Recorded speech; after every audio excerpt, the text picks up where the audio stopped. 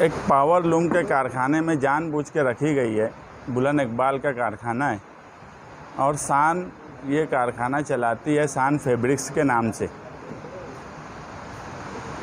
आज शहर में बुनकर जो परेशान है, बुनकर की परेशानी एक बुनकर नुमाइंदा ही समझ सकता है, ये बताना हमारा मकसद है। पीछे आप देखेंगे अभी जो नागपुर में असेंबली अजलास हुआ, उस अजलास में हमारे दो लीडर अबू आसिम आज़मी साहब और रईस शेख साहब, इन्होंने सिर्फ बुनकर की नुमाइंदगी नहीं की बल्कि महाराष्ट्र के अक़लियत ख़ास तौर से मुसलमानों की नुमाइंदगी हर फील्ड में की। अगर पड़गा में एनआईए ने छापा मारा तो उस पर भी उन्होंने बोला कि वो गलत हुआ। अगर धरन गांव में जुलूस गौसिया का सवाल पर बिला वजह एफआईआर दबाव में दाखिल की गई तो उस पर उन्होंने बोला। अगर मुसलमान मराठा रिज़र्वेशन की बात चली तो मुसलमानों को रिज़र्वेशन क्यों नहीं, जबकि मुसलमानों को रिज़र्वेशन एक कमेटी ने तय की थी कि एजुकेशन डिपार्टमेंट में 5% रिज़र्वेशन मिलना चाहिए, वो बात उन्होंने रखी। मालेगांव के सवाल पे ख़ास तौर से आज बुनकर और दूसरे सार्फिन और घरेलू बिजली इस्तेमाल करने वाले भी कोलकाता कंपनी की हिटलर शाही और गब्बर सिंह तरीके से जो उनका कामकाज है उससे बेहद परेशान है। उस सवाल पर भी उन्होंने बात रखी। उस वक्त चंद्रकांत पाटिल जो उसके मिनिस्टर हैं, उनको ये बोलना पड़ा कि हमारे सामने ये सब बात पहली बार आई, वो एवरेज बिल का सवाल हो या एमडी सूटअप का सवाल हो, जिससे कारखानेदार बहुत परेशान है। इन दोनों सवालात पर उन्होंने कहा कि हम जल्द ही कंपनी की और एमएसईबी या महाराष्ट्र सरकार की तरफ से एक मीटिंग रखेंगे और उस मीटिंग में हम तय करेंगे कि यार क्या वहाँ पर गड़बड़ हो रही है और किस तरह से जो कानून बना है उसको हम किस तरह से वापस लें। ख़ास तौर से आसिम भाई से जब बातचीत हुई तो उनसे ये बातचीत की गई कि 27 हाउस पावर जो बिजली इस्तेमाल करते हैं छोटे सार्फिन, तो उन पे एमडी सूटअप का जो कानून बना हुआ है वो उन पे ना लागू हो, ऐसी कोशिश की जाए। उन्होंने कहा कि यार मैं मेरी तरफ से असेंबली में भी बोला हूँ और जल्द ही मीटिंग लगाकर इस पर हम कोई अच्छा फ़ैसला करेंगे ताकि लोगों को राहत हो। रईस शेख साहब ने जब असेंबली में वो बोल रहे थे तो एक बात ये लग रही थी कि एक स्टडी किया हुआ एमएलए जिसको सनत की, जिसको पावर लूम की अच्छी स्टडी है, वो असेंबली हॉल में 18 से 20 मिनट जब उस टॉपिक पर बोले तो सरकार को ये समझ में आया कि आज सादे पावर लूम और रंगीन का जो कारोबार चल रहा है उसकी क्या हालत है। और उसके लिए एक स्टडी ग्रुप बनाया गया। उसमें हर छोटे छोटे सेंटर महाराष्ट्र में जो है वहाँ के एमएलए को लिया गया, वो सोलापुर हो, तुम्हारा नागपुर हो और इचलकरंजी, भिवंडी, यहाँ के नुमाइंदे इसलिए लिए गए कि वहाँ पे पावर लूम है। मगर ये हमारी बदकिस्मती है मालेगांव शहर की, या मैं ये कहूँ कि हमारे नुमाइंदे का दबदबा नहीं है। बाकी जगह के नुमाइंदे बुनकर रोड पे चुन के आते हैं कि नहीं ये मुझे नहीं मालूम, मगर मालेगांव शहर के नुमाइंदे तो खालिस बुनकर की ओर पे चुन के आने वाले। बुनकर की नुमाइंदगी इतनी कमज़ोर कि उनको उस कमेटी में नहीं लिया गया जहां हम हमारी बात रख सके स्टडी ग्रुप में। इसलिए हमने ये तय किया कि रईस शेख साहब जो हैं वो उस कमेटी को बनाने में और उस कमेटी के रुकन होने की हैसियत से, और प्रताप भोगाड़े साहब जो समाजवादी के कारगुजार सदर बने हैं महाराष्ट्र के, उन दोनों को 3 जनवरी को मालेगांव शहर में हम बुलाएंगे।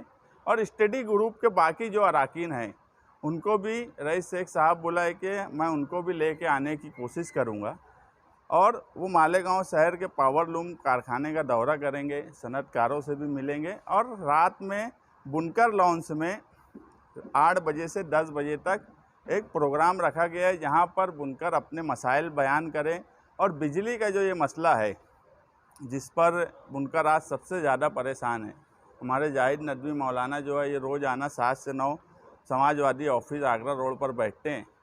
हमको समझ रहा है कि बुनकर और जो बिजली सार्फिन है उनके क्या मसले हैं, तो हम वो सारी बातें उनके सामने रखेंगे। और ये दोनों जगह यानी पावर का जो सप्लाई का निज़ाम है उसमें क्या बुनकरों को और बिजली सार्फिन को सहूलत हो सकती, वो कोशिश करवाएंगे। और जो स्टडी ग्रुप बना है, जो सनत के मसाइल हैं सादे पावर लूम के, क्योंकि आज मुस्तकबिल जो है वो बहरहाल सादे पावर लूम का बराबर नहीं दिखता। उस पर मालेगांव शहर में प्राइवेट कंपनी का आ जाना, ये कहीं ना कहीं उन पर और सितम हो गया। और पूरा शहर ये बात जानता है कि पावर लूम के बगैर हमारा शहर चल नहीं सकता। हमारी इंडस्ट्री जो है वो पावर लूम है। पावर लूम चलता है तो मेरा घर चलता है, आपका घर चलता है। ऐसे कारोबार के लिए हमने पावर लूम परिषद बोलकर 3 जनवरी को एक प्रोग्राम बड़ा वहाँ रखा है अंसार जमात खाने में। और शहरियान से और ख़ास तौर से पावर लूम से मुंसलिक लोगों से हम गुजारिश करेंगे कि वो उस मीटिंग में आएँ और अपनी बात वहाँ रखें, ताकि स्टडी ग्रुप में हम हमारे शहर की नुमाइंदगी कर सके। नुमाइंदगी नहीं होने के बाद भी हम रईस शेख साहब का शुक्रिया अदा करते हैं कि उन्होंने हमारी गुजारिश पर मालेगांव शहर आने के लिए तैयार हुए और मालेगांव शहर की नुमाइंदगी वो सनत के ताल्लुक़ से करेंगे। और भिवंडी के तो वो एमएलए हैं, इच्चल करंजी के हमारे प्रताप उगाड़े हैं।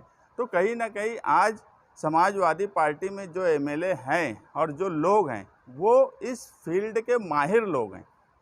वो बिजली का सवाल हो कि पावर लूम से मुंसलिक सवाल हो, ऐसे वक्त में उनको हम मुबारकबाद भी देते हैं कि असम्बली में उन्होंने जो जो मुद्दे उठाए हैं वो बहरहाल इस शहर की आवाम की भलाई के मुद्दे हो। वो हाईवे, नेशनल हाईवे का जो लब्बैक होटल के पास एक्सीडेंट होता है वहाँ का सवाल हो या दूसरे कोई सवाल हो, हर सवाल पर उन्होंने भरपूर नुमाइंदगी की है। और सनत के ताल्लुक़ से हमें पूरी उम्मीद है कि मुस्तकबिल में एक कमेटी अच्छी अपनी जो स्टडी करेंगी, वो रिपोर्ट अच्छी पेश करेंगी और उससे आने वाले वक्त में कहीं ना कहीं हमारी सनत को फ़ायदा हो।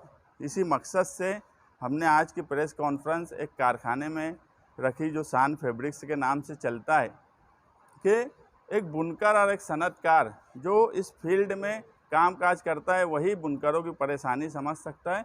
दूसरा कोई बुनकरों की परेशानी इस शहर में आज के वक्त में नहीं समझ रहा है।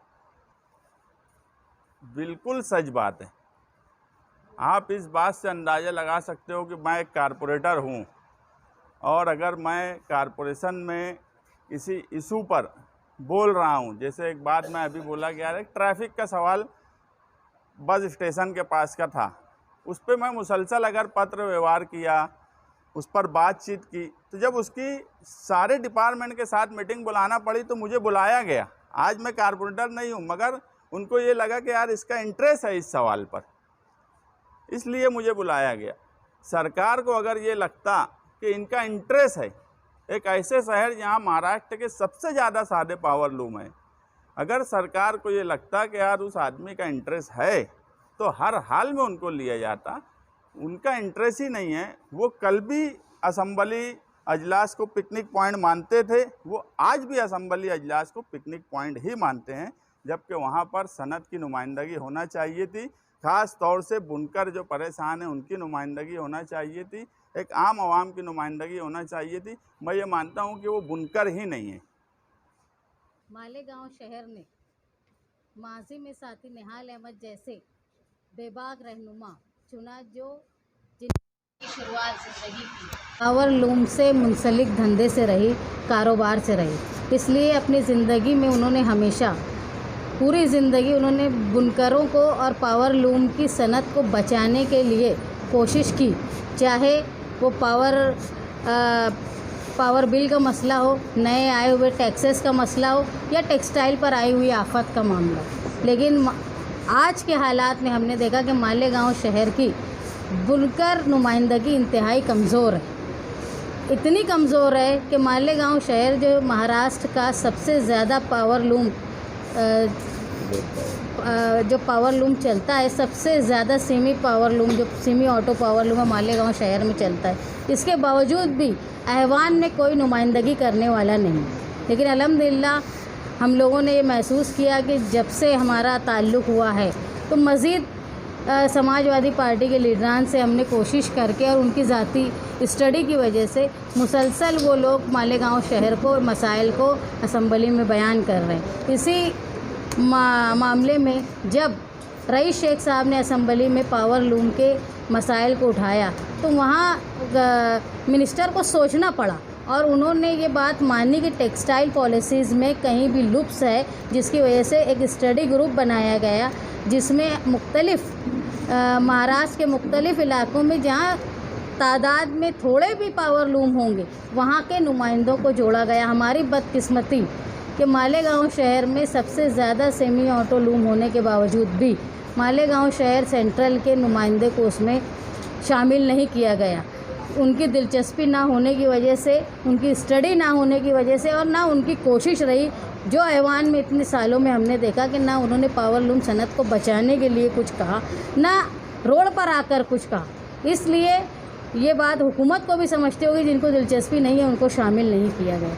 लेकिन रईस शेख साहब को इस बात में दिलचस्पी है, इंटरेस्ट है, और प्रताप उगाड़े साहब को पावर कनेक्शन बिजली के ताल्लुक़ से मालूमात है, इसलिए हमने उनको मदऊ किया है। मालेगांव में 3 जनवरी बरोज़ बुध के दिन बुनकर लॉन्च में 8 बजे से लेकर 10 बजे तक पावर लूम परिषद के नाम से, जहां बुनकर आकर अपने मसाइल को और पावर सार्फिन आकर अपने मसाइल को बताएंगे।